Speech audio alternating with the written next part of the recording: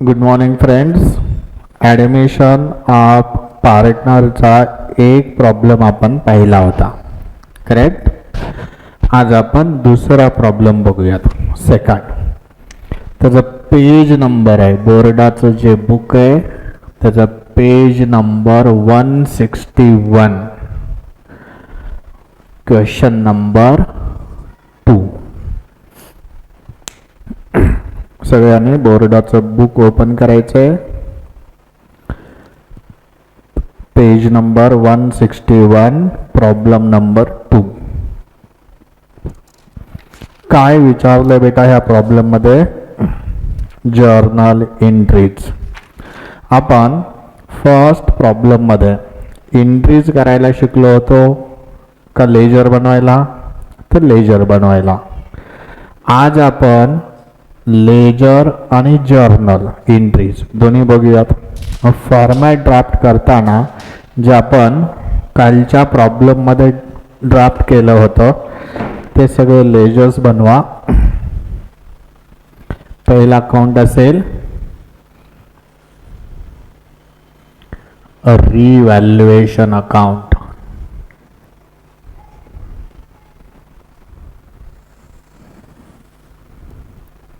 Revaluation account.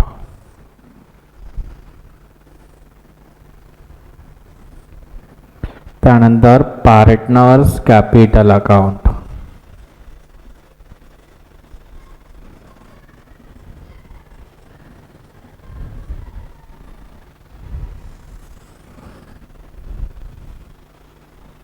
Partners capital account.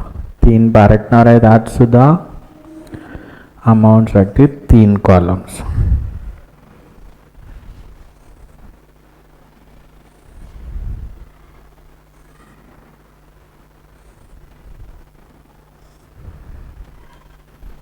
Then balance sheet.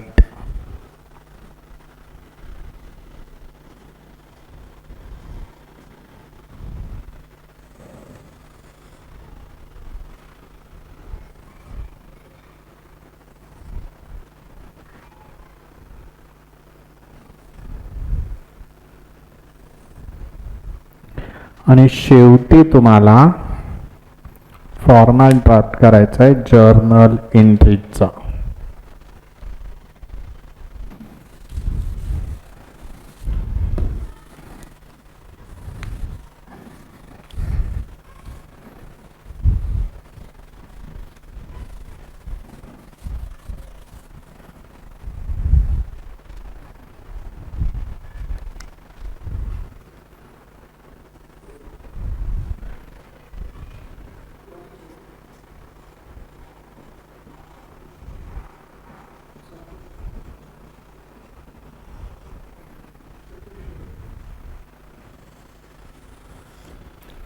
जर्नलचा format आपण 11th मध्ये शिकलो होतो.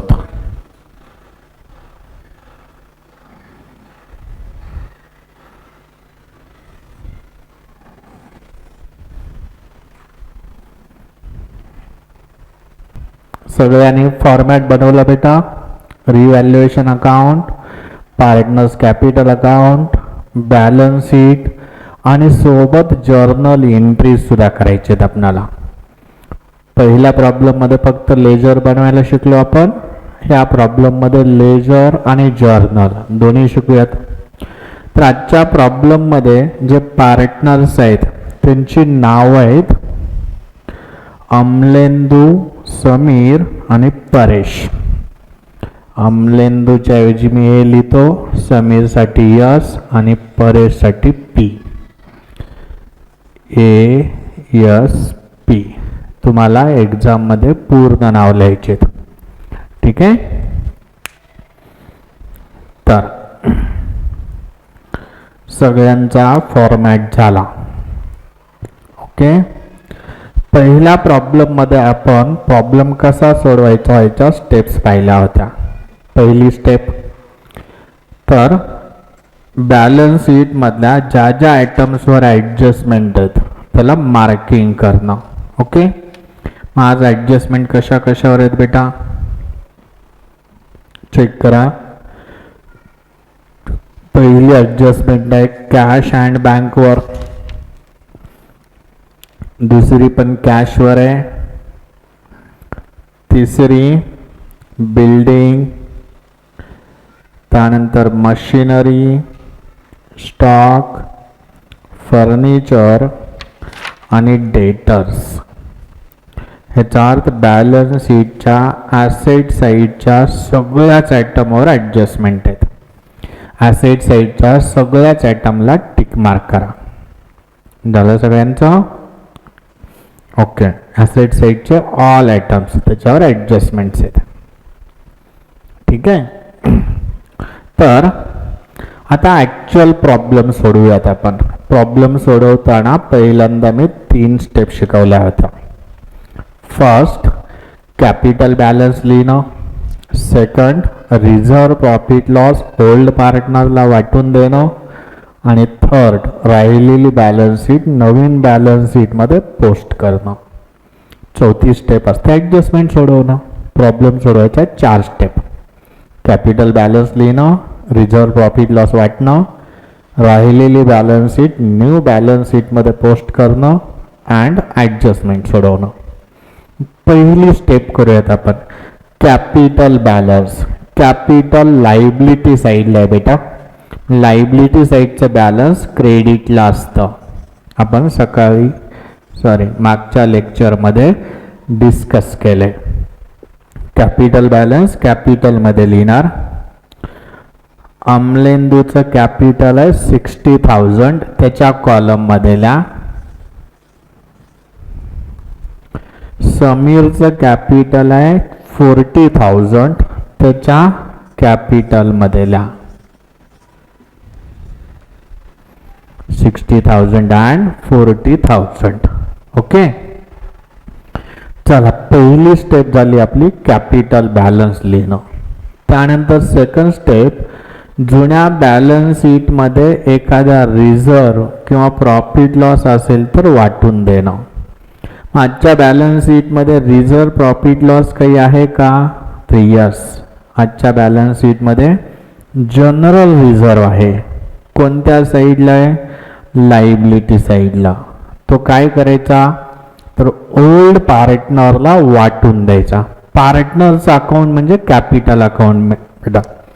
मग लायबिलिटी साईडचा आयटम डेबिटला वाटून देणार का क्रेडिटला? तर क्रेडिटला. Bye general reserve. समजा हाच रिझर्व ॲसेट साईडला असता तर आपण डेबिटला वाटून दिलं असतं. लायबिलिटी असेल तर क्रेडिट, ॲसेट असेल तर डेबिट. 20,000 रिझर्व आहे. रेशो यांचा 3:2. 20,000 3:2 मध्ये वाटायचं आहे. 3:2 म्हणजे 3/5 आणि 2/5. 12,000 आणि 8,000. ओके. सगळ्यांना डिस्ट्रीब्यूट करता येतं. 3:2 मध्ये 12,000 अमलेंदूला येईल आणि समीरला 8,000. 20,000 रिझर्व होता. कॅपिटल बॅलन्स लिहिलं, रिझर्व वाटला. त्यानंतर राहिलेली अख्खी बॅलन्स शीट तुम्हाला नवीन बॅलन्स शीटमध्ये पोस्ट करायची. ओके. लायबिलिटी साईडला काय राहिले रे? Sundry creditors. कॅपिटल रिझर्व लिहिलंय, राहिलं फक्त क्रेडिटर्स. ॲडजस्टमेंट नाहीये, बाहेरला. Cash at bank.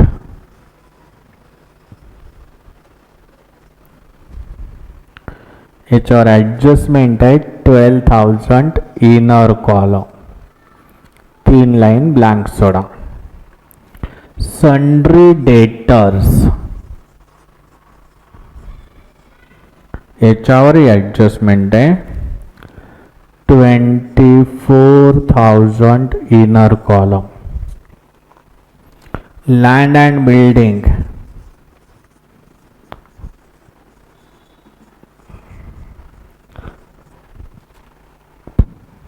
$50,000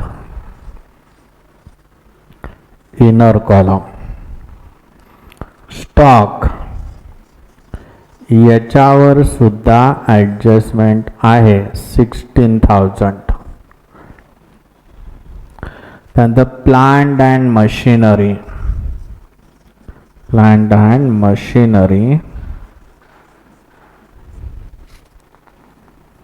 20,000 inner column and furniture and fixture 8,000 inner column.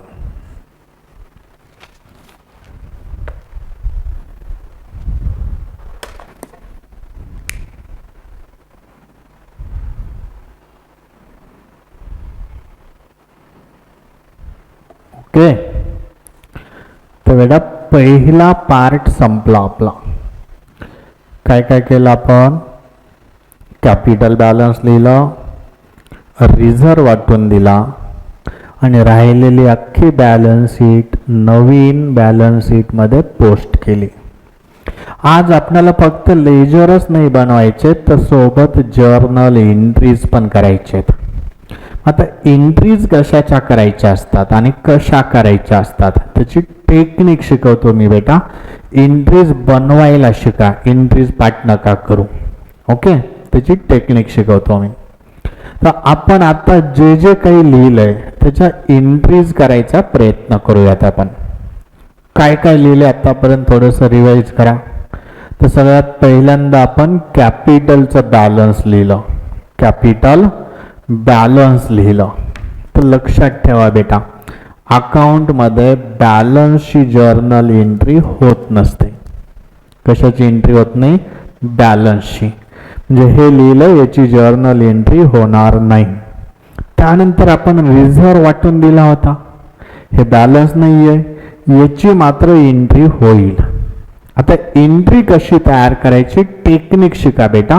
मी तुम्हाला मागच्या लेक्चरमध्ये सांगितलं होतं, तुम्ही एकतर लेजर शिका नाहीतर जर्नल शिका.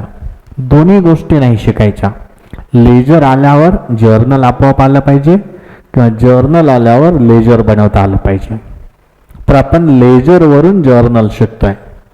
तर कुठल्याही अकाउंटमध्ये क्रेडिट साईडला जर एखादी लाईन लिहिली, एंट्री तयार करायची technique शिकवतोय me.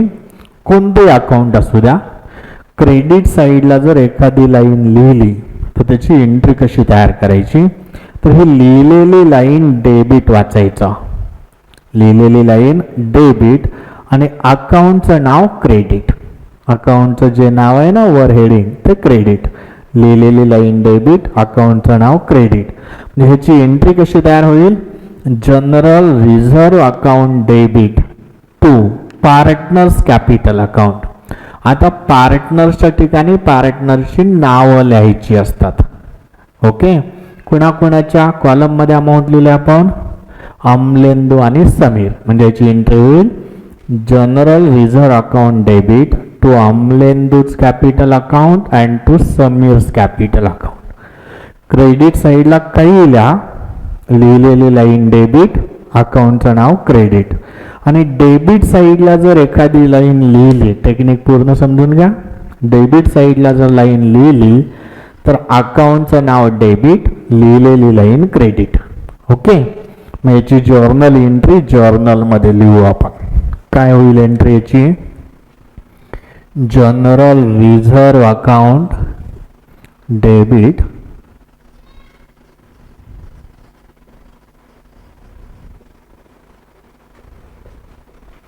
General reserve account debit to Amlendu's capital account आणि to Samir's capital account. Reserve account debit 20,000, अमलेंदूच्या समोर 12,000 आणि समीरच्या समोर 8,000. General reserve account debit to Amlendu's capital account 12,000 आणि टू समीर्स कॅपिटल अकाउंट 8,000. तुम्हाला माहिती आहे एंट्रीच्या शेवटी नॅरेशन लिहावं लागतं. ह्याचं नॅरेशन लिहा being reserve transfer to capital account.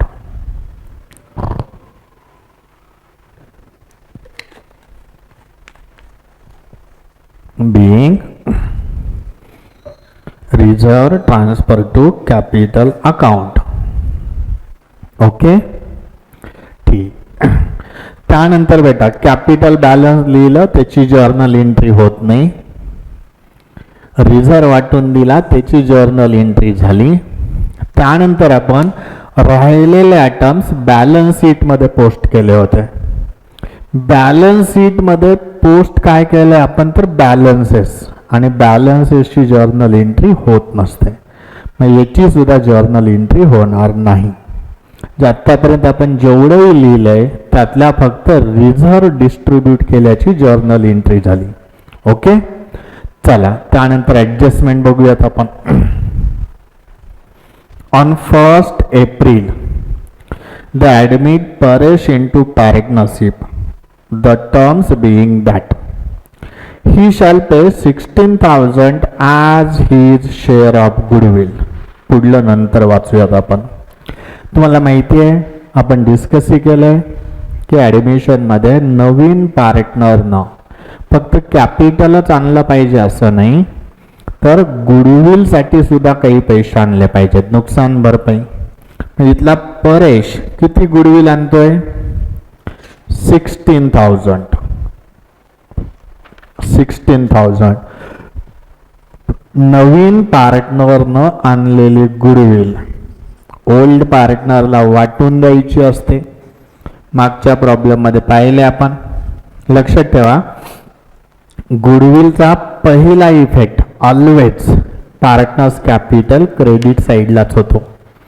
तर गुडविल कॅश मध्ये जर आणली तर कोणत्या रेशिओ मध्ये वाटून देतात, तर सॅक्रिफाईस रेशिओ मध्ये. आता ही गुडविल त्या अमलेंदू आणि समीरला वाटून द्यायचे कोणत्या रेशिओ मध्ये, सॅक्रिफाईस रेशिओ. सॅक्रिफाईस रेशिओ कधी कॅल्क्युलेट करतात, बऱ्याच मुलांना हे समजत नाही बेटा. सॅक्रिफाईस रेशिओ कधी कॅल्क्युलेट करतात, तर ऑल पार्टनरचा न्यू रेशो दिला असेल तर. जर ऑल पार्टनरचा न्यू रेशो दिला नसेल तर सॅक्रिफाईस रेशो हा ओल्ड रेशो एवढाच असतो. मग आजच्या प्रॉब्लेम मध्ये ऑल पार्टनरचा न्यू रेशो दिलाय का, तर आन्सर आहे नो, नाही दिलाय. मग आज सॅक्रिफाईस रेशो ओल्ड रेशो एवढाच असेल, म्हणजे 3:2. 16,000 3:2 मध्ये वाटायचे. 16,000 3:2 मध्ये वाटायचे. ओके, मग डिस्ट्रीब्यूट करा बेटा. किती येतील, अमलेंदूला 9,600 आणि समीरला 6,400. 6,400. ओके, तर सेकंड इफेक्ट लक्ष द्या बेटा. सकाळी मागच्या प्रॉब्लेम मध्ये पाहिले आपण. न्यू पार्टनरने आणलेली गुडविल ओल्ड पार्टनरला वाटून द्यायची. सेकंड इफेक्ट, गुडविल आणतोय तो पार्टनर, म्हणजे नेमकं काय आणत असेल, कॅश. त्याच्यामुळे आपल्या बिझनेस मधली कॅश वाढेल का कमी होईल, वाढेल. कॅश नसेल तर कॅश ॲट बँक मध्ये ऍड करा. गुडविल 16,000. 28,000 इनर कॉलम मध्येच ठेवा. पार्टनर्स कॅपिटल क्रेडिट वाटून दिली आणि सेकंड इफेक्ट बॅलन्स शीट मध्ये कॅश ॲट बँक मध्ये ऍड केलं. ओके, तर ह्याच्यात जर्नल एंट्रीज करूयात बेटा. एकच इम्पॉर्टंट एंट्री या चॅप्टर मध्ये तुम्हाला शिकायची आहे. 1st April 2017 ॲडमिशनची जी डेट आहे, सगळ्या एंट्रीची 30 डेट असेल. आपण लेजरवरनं एंट्रीज करणार आहेत. आत्ताच टेक्निक शिकवली आहे मी. कुठल्याही लेजरच्या क्रेडिटला लाईन लिहिली तर लिहिलेली लाईन क्रेडिट, अकाउंटचं नाव डेबिट. आणि डेबिटला लाईन लिहिली तर अकाउंटचं नाव डेबिट, लिहिलेली लाईन क्रेडिट. फक्त गुडविलची, कॅशवाल्या गुडविलची एक एंट्री इतर लेजरमध्ये नाही दिसत. तुम्हाला ते आठवण केली पाहिजे. न्यू पार्टनरनं गुडविल आणली म्हणजे काय आणलं? पैसा आणला. 11वीची एंट्री आहे, पैसा आल्याची एंट्री. कॅश किंवा बँक अकाउंट डेबिट, कॅश किंवा bank account debit to goodwill account. ही एंट्री लेजर मध्ये दिसत नाही. कॅश और बँक अकाउंट डेबिट टू, आजच्या प्रॉब्लेम मध्ये कॅश अकाउंट नाहीये म्हणून मी बँक नाव लिहिलंय. Bank account debit to goodwill account. बेटा ही इम्पॉर्टंट एंट्री आहे. काय इम्पॉर्टंट? तो लेजर मध्ये दिसत नाही. बाकी सगळ्या एंट्रीज लेजर मधून करता येतात. फक्त एवढी एक एंट्री तुम्हाला लेजरच्या बाहेरची करायची आहे. त्याचं नॅरेशन लिहा. Being goodwill bring in by, goodwill bring in by Paresh. Okay, ही एंट्री लेजरच्या बाहेरून केली आहे. आता गुडविल वाटून दिले, त्याची लेजरवर एंट्री काय तयार होते बघा. कॅपिटलच्या क्रेडिटला लिहिले आपण ही लाईन. मग क्रेडिटला लिहिल्यावर लिहिलेली लाईन डेबिट असते, अकाउंटचं नाव क्रेडिट. लिहिलेली लाईन कोणती आहे? गुडविल. ह्याची एंट्री काय तयार होईल?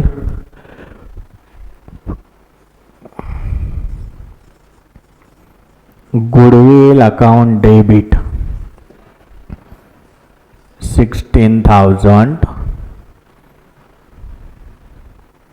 Goodwill account debit 16,000 to Amlendu's capital account and Samir's capital account. Amlendu's capital to Samir's capital 9,600, 6,400. Goodwill account debit to Amlendu's capital and to Samir's capital. Narration law being goodwill distributed, goodwill distributed. Okay, ठीक आहे.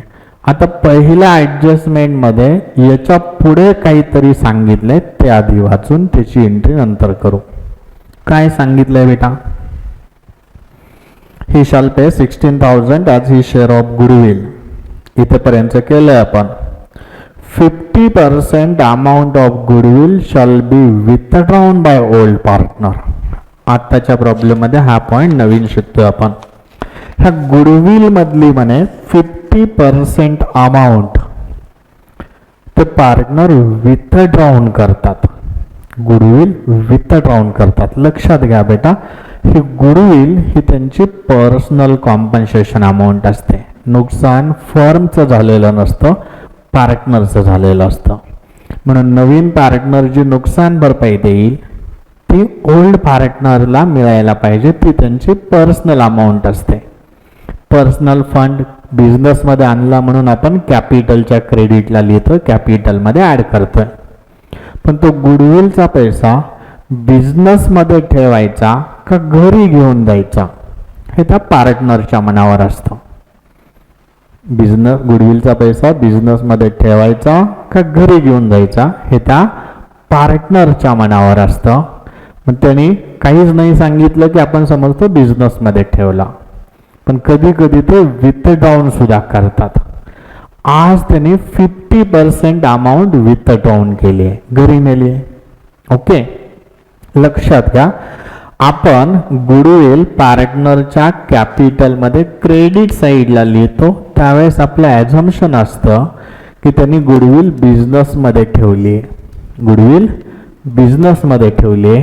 जर withdrawn केली तर त्याच्या reverse effect करायचा. Okay, तर त्यांच्या कॅपिटलच्या डेबिटला लावावं लागेल. तर विथड्रॉन करतात म्हणजे काय करतात, तर पैसे घेऊन जातात, म्हणून नावल्या टू बँक अकाउंट. कळण्यासाठी मी ब्रॅकेटमध्ये लिहितो गुडविल विथड्रॉन. विथड्रॉन सांगितलं नसतं तर आपण हा इफेक्ट केला नसता. आज आलेला नवीन पॉइंट. किती विथड्रॉन केले, 50% म्हणजे अर्धी. बघा त्यांना जेवढी वाटून दिली होती त्याच्या अर्धी. अमलेंदूला गुडविल दिली होती 9,600, त्याच्या अर्धे 4,800 होतात. समीरला वाटून दिली होती 6,400, त्याच्या अर्धे होतात 3,200. ओके. इथं जर 100% विथड्रॉन केली असती तर आपण 9,600 आणि 6,400 पूर्ण लिहिली असती. सेकंड इफेक्ट, पार्टनर ही गुडविल म्हणजे पैसा घरी घेऊन चाललेत. आपण विचार बिझनेसचा करायचा. बिझनेस मधून पार्टनर गुडविलच्या नावाचे अर्धे पैसे घेऊन चाललेत. ह्याच्यामुळं आपल्या बिझनेस मधलं कॅश किंवा बँक बॅलन्स पैसा वाढेल का कमी होईल, तर कमी होईल. कॅश ॲट बँक मधून लेस करा. Less goodwill withdrawn. अर्धी 16,000 होती, अर्धी म्हणजे 8,000. अजूनही cash at bank inner column मध्येच लिहा 20,000. बँकेतनं लेस करा. Goodwill withdrawn 8,000, cash balance 20,000. Okay. Goodwill विथड्रॉनचे इफेक्ट, कॅश बँक मधनं लेस आणि पार्टनर्स कॅपिटल डेबिट. गुडविल आणल्याची जी एंट्री होते त्याच्या उलट एंट्री विथड्रॉनची करायची. आणल्यावर कॅपिटल क्रेडिट आणि बँकेत ॲड केलं होतं, विथड्रॉन केल्यावर त्याच्या उलट कॅपिटल क्रेडिटच्या ऐवजी कॅपिटल डेबिट आणि बँकेतनं लेस. ओके. आता ह्याची जर्नल एंट्री अकाउंटवरनं करायची बेटा. पार्टनर्स कॅपिटलच्या डेबिट साईडला लिहिलंय. ओके. मग कुठल्याही अकाउंटच्या डेबिटला जर एखादी लाईन लिहिली तर अकाउंटचं नाव डेबिट वाचायचं आणि लिहिलेली लाईन क्रेडिट. अकाउंटचं नाव डेबिट, लिहिलेली लाईन क्रेडिट. एंट्री काय होईल याची, partners capital account debit to bank account. पार्टनर्सच्या ऐवजी त्यांची नावं लिहा या जर्नलमध्ये.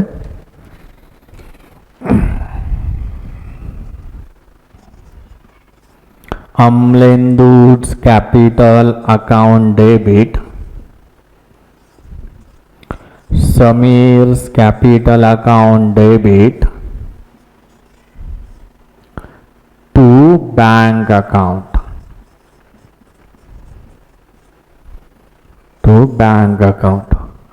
Amlendu's capital 4,800, Samir's capital 3,200 आणि to bank 8,000. Amlendu's capital, Samir's capital to bank account. Narration ला being goodwill withdrawn. Being goodwill withdrawn. Okay. तर आजची पहिली एंट्री कळली सगळ्यांना बेटा. पहिली ॲडजस्टमेंट, गुडविल आणली पण आणि अर्धी विथड्रॉन पण केली. आणली, वाटून दिली, विथड्रॉन केली, रिव्हर्स एंट्री केली. ओके. चला second adjustment. He shall have to bring in ₹20,000 as his capital for 1/4 share in future profit. New partner capital आणतोय.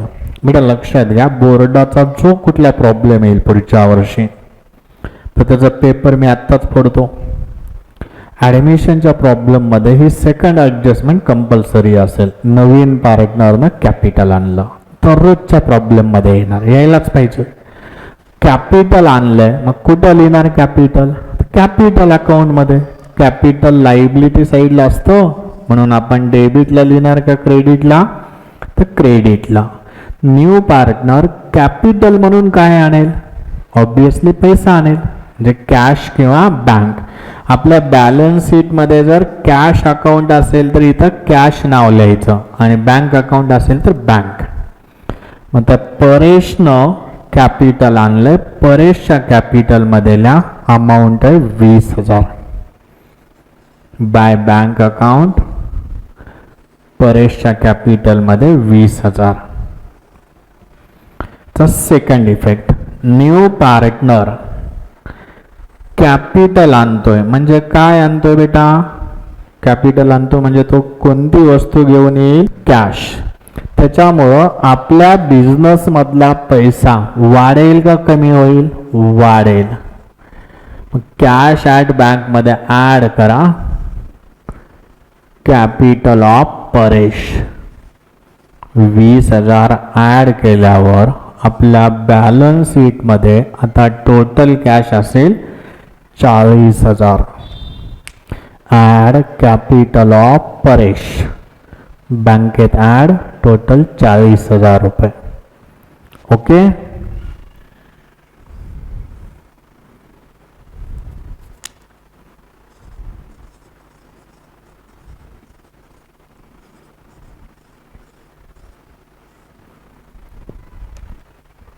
झालं बेटा. आता ह्याची जर्नल एंट्री तयार करूयात आपण. एंट्रीची टेक्निक तेच. कुठे इफेक्ट केला आपण? पहिला कॅपिटलच्या क्रेडिटला. कुठल्याही अकाउंटच्या क्रेडिटला जर एखादी लाईन लिहिली तर लिहिलेली लाईन डेबिट वाचायचं, अकाउंटचं नाव क्रेडिट. काय एंट्री तयार होईल याची? Bank account debit, bank account debit to Paresh capital account. Bank account debit to Paresh capital account. Journal मधल्या bank account debit to Paresh capital account 20,000. Narration ला being capital bring in by Paresh. Capital bring in by Paresh. Capital bring in by Paresh.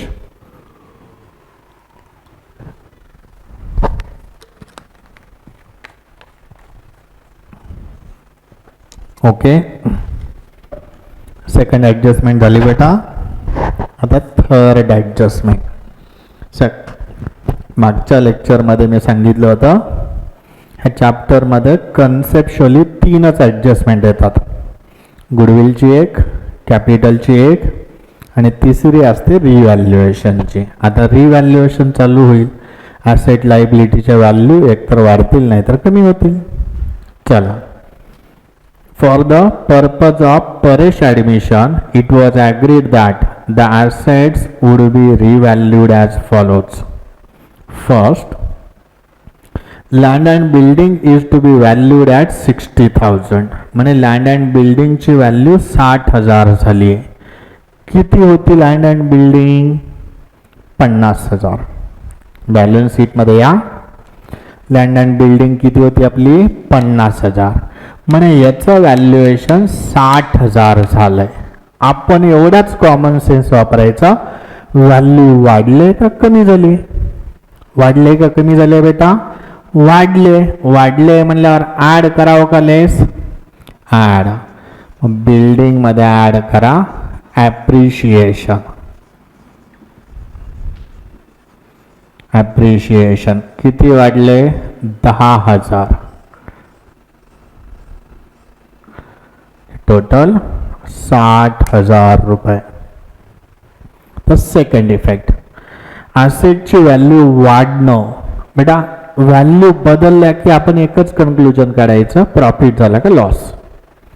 एका ॲसेटची value आपल्या वाढली आहे. मग ॲसेटची value वाढणं हा आपला प्रॉफिट का लॉस? काय असेल? प्रॉफिट. प्रॉफिट कुठं लिहिणार आपण? प्रॉफिट रिव्हॅल्युएशनच्या क्रेडिट साईडला. Bye land and building, land and building account 10,000 रुपये. ओके, लक्षात घ्या बेटा. बिल्डिंग वाढली, बिल्डिंगमध्ये ॲड केलं आणि प्रॉफिट झाला म्हणून रिव्हॅल्युएशनच्या क्रेडिटला. तर ह्याची जर्नल एंट्री तयार करायची असेल तर तुम्ही बनवू शकता. लिहायची नाही आहे, फक्त बनवून सांगा मला. रिव्हॅल्युएशन अकाउंटच्या क्रेडिटला लिहिलंय म्हणजे लिहिलेली लाईन डेबिट, अकाउंटचं नाव क्रेडिट. ह्याची एंट्री काय तयार होईल? Land and building account debit to revaluation account. पण रिव्हॅल्युएशन अकाउंटच्या एकेका लाईनच्या एंट्रीज करत नाहीत. त्याची अख्खी क्रेडिट साईडच्या ऑल लाईनची एक एंट्री करायची आणि सगळ्या डेबिटच्या लाईनची एक एंट्री. म्हणजे ह्याची एंट्री आपल्याला करायची, ते आता नाही, आपण शेवटी करूयात. चालेल? ओके, चला पुढे.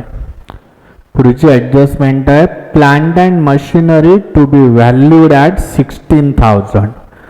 प्लांट अँड मशिनरीकडे या. बॅलन्स शीटमध्ये प्लांट अँड मशिनरी किती आहे? 20,000. म्हणे याचं व्हॅल्युएशन 16,000, 16,000 झालंय. कॉमन सेन्स वापरा.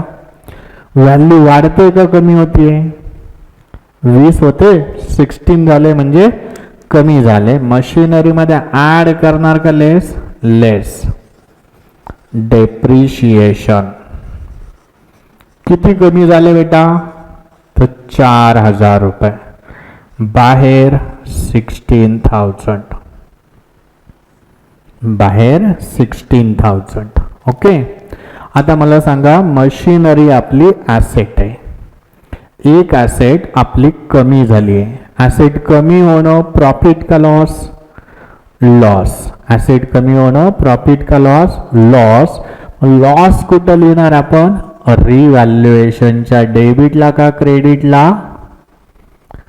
डेबिटला. To plant and machinery account 4,000. ह्याच्या एंट्रीज आपण शेवटी एकदाच करणार आहेत. ठीक आहे, चला पुढे बेटा.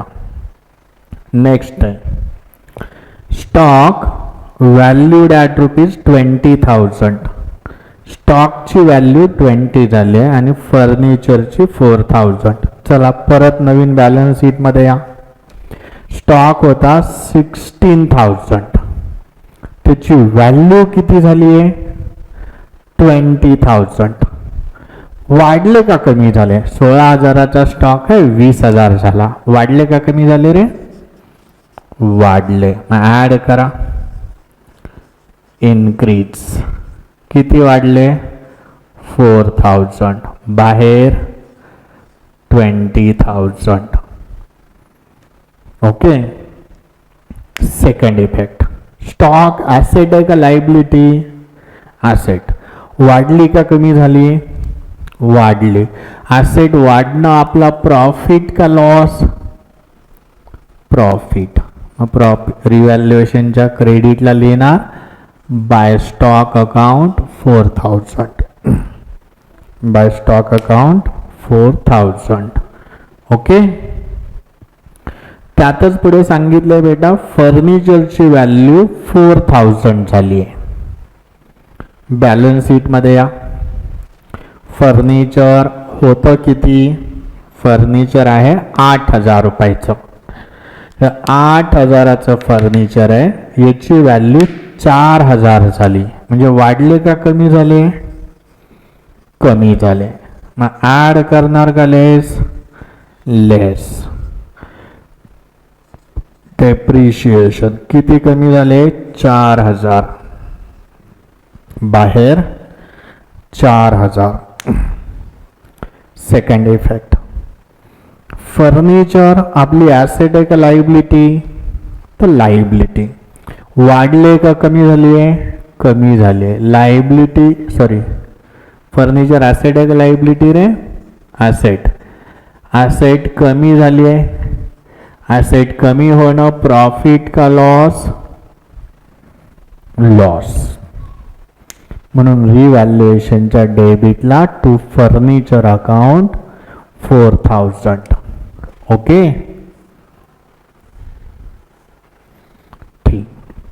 लास्ट ॲडजस्टमेंट आहे. A provision of 5% on debtors would be made for doubtful debts. Debtors वर 5% प्रोव्हिजन करायचं आहे डाऊटफुल डेट्स. डेटर्स मध्ये ऍड करणार का लेस? लेस RDD 5% म्हणजे 1200, बाहेर 22,800. 1200 डेटर्स मधून लेस करा. RDD 1200 बाहेर 22,800. सेकंड इफेक्ट, डेटर आपली ॲसेट आहे का लायबिलिटी? ॲसेट. ॲसेट वाढली का कमी झाली?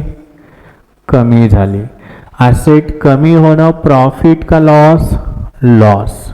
कुठं लिहिणार लॉस? रिव्हॅल्युएशनच्या डेबिटला.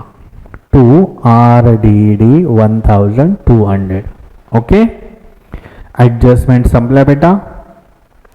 आता आपण एंट्रीज करायच्या ठेवल्या होत्या. कशाच्या एंट्री शिल्लक राहिलेत आपल्या? तर रिव्हॅल्युएशन अकाउंटच्या. रिव्हॅल्युएशनच्या क्रेडिट साईडची एक एंट्री करायची आणि डेबिट साईडची एक एंट्री. क्रेडिटची आधी करूयात. क्रेडिटला जेवढ्या लाईन लिहिलेत त्या डेबिट वाचायच्या, अकाउंटचं नाव क्रेडिट. एंट्री काय तयार होईल? क्रेडिटच्या सगळ्या लाईन डेबिट वाचा. Land and building account debit. Land and building account debit. Amount आहे 10,000. आणखी काय बेटा क्रेडिट साईडला? Stock account debit. Stock account debit 4,000. To अकाउंटचं नाव revaluation account. To revaluation account 14,000. 14,000. Land and building account debit 10,000. Stock account debit 4,000. To revaluation account 14,000.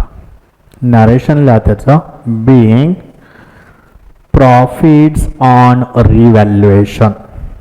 Profits on revaluation. Okay, आता debit साईडची entry बेटा.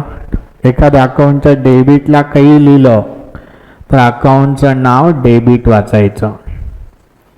Revaluation account debit. आणि लिहिलेल्या सगळ्या line credit वाचायच्या. काय काय लिहिलंय?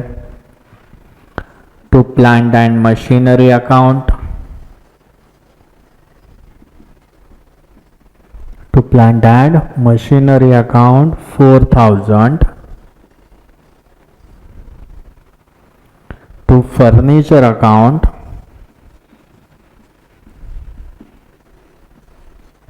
To furniture account 4,000. आणि to RDD account. RDD account 1,200. क्रेडिटची जी टोटल येईल ना ती रिव्हॅल्युएशनच्या डेबिटला आल्या 9,200. Revaluation account debit 9,200. To plant and machinery 4,000. To furniture 4,000. And to RDD account 1,200. being losses on revaluation. being losses on revaluation. being losses on revaluation. ठीक आहे. चला बेटा, त्यानंतर आपण लास्ट लेक्चर मध्ये पाहिले सगळ्या ऍडजस्टमेंट झाल्या, सोबत एंट्रीज पण केल्या आपण. शेवटी लेजर क्लोज करायचं. लेजरची कोणत्या साईडची टोटल मोठी येते? Credit side 14,000. 14,000. बॅलन्सिंग फिगर किती येईल? तर बॅलन्सिंग फिगर येईल 4,800. 4,800. ओके,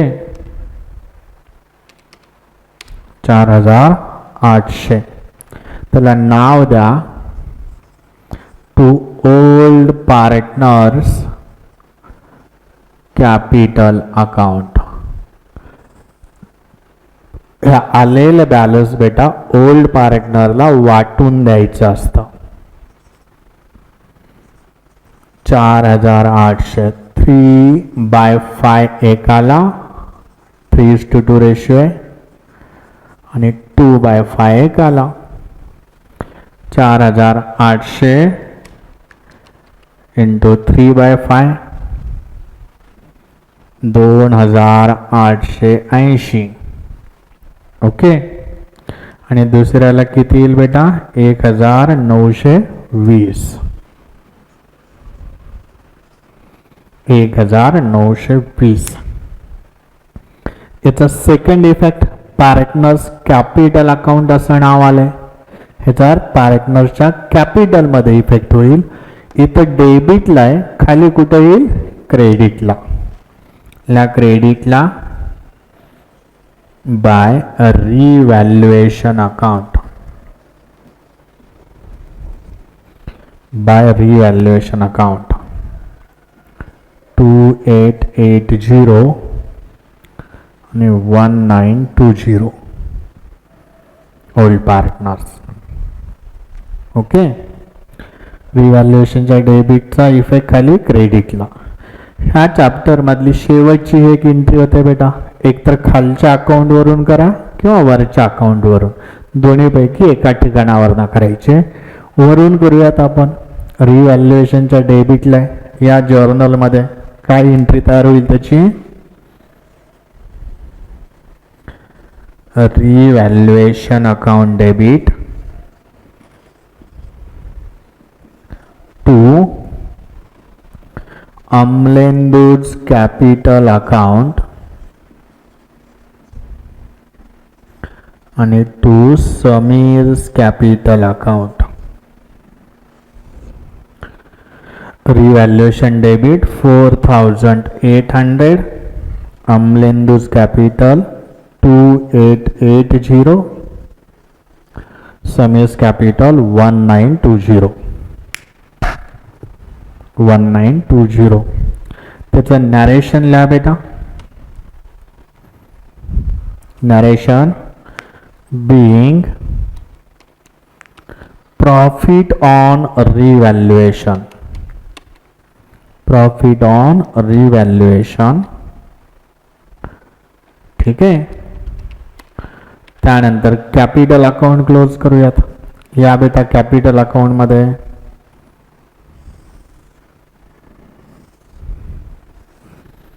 अमलेंदू कॅपिटलच्या कोणत्या साईडची टोटल मोठी येते, क्रेडिट. किती येते क्रेडिटची टोटल 84,480. 84,480. 84,480. balancing figure 79,680. त्याला नाव द्या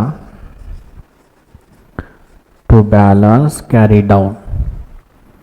to balance carry down. Okay, तर समीरची टोटल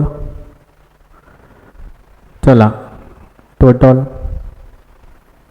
क्रेडिट साईडची टोटल मोठी येईल. किती येईल बेटा 40,000 प्लस 8,000 प्लस 6,400 प्लस 1920 56,350. 56,350 सॉरी 56,320. डेबिटला पण सेम लाल 56,320. Balancing figure 53,120. 53,120. परेशचं कॅपिटल क्लोज करा. 20,000. 20,000. बॅलन्सिंग फिगर सुद्धा 20,000 रुपये. हे कॅपिटल पुढे कुठे येईल? बॅलन्स शीट मध्ये. कॅपिटल्स 79,680. 53,120 आणि 20,000.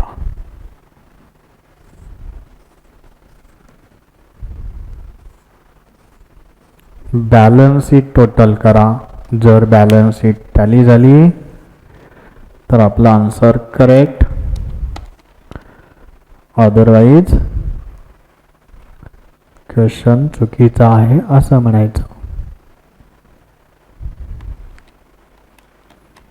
किती येते टोटल?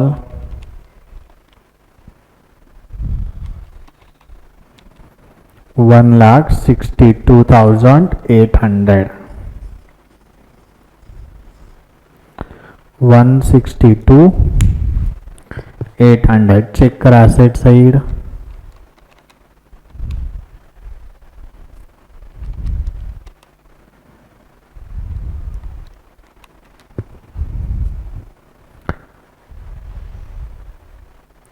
ठीक है, करेक्ट है. 1,62,800. 162,800. ओके. तर हा प्रॉब्लेम व्यवस्थित समजून घ्यायचा.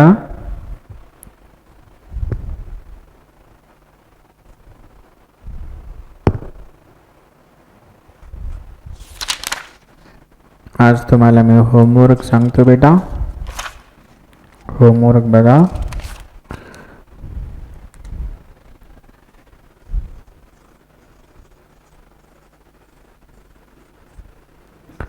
पेज नंबर सगळ्यांनी होमवर्क कंपल्सरी करायचा. Page number 137. Page number 137. Problem number 2. Problem number 2. Okay. तो आपण इथं थांबूयात आता. ठीक आहे.